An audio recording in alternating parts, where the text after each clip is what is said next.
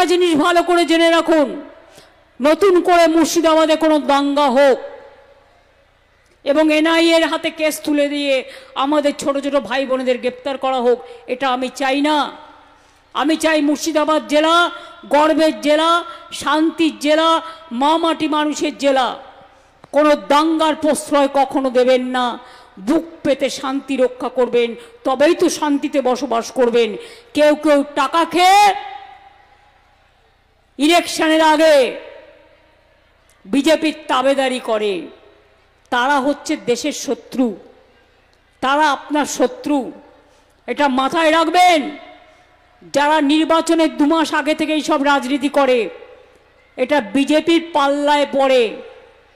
বিজেপির অনেকগুলো digital media আছে, সব মিডিয়া খারাপ আমি বলবো না, গদি মিডিয়া, এরা শিখিয়ে দেয় কোন দিন কি বলতে হবে। আপনারা সেটাকে বিশ্বাস করবেন কেন? যেমন মায়েরা একটা শাক পচে গেলে শামুকটাকে সরিয়ে দেন, তেমনি এদের সরিয়ে দেবেন। এসব দেখবেন না, এসব দেখলে মাথা খারাপ হবে, নেগেটিভ চিন্তাধারা হবে, সবসময় পজিটিভ হতে হবে। একটা ধান পচে গেলে সেগুলো সরিয়ে দিতে হয়, তা নাহলে সব ধানটা পচে যায়।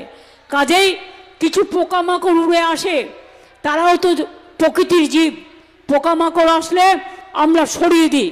কিছু পোকামাকড় থাকবেই, জগৎ চলবে, জীবন চলবে, দেশও চলবে, বাংলাও চলবে, কিন্তু পোকামাকড়কে আমরা সরিয়ে দিয়ে আমরা আমাদের কাজটা করব নিজেদের মতো করে। কি বিশ্বাস আছে তো?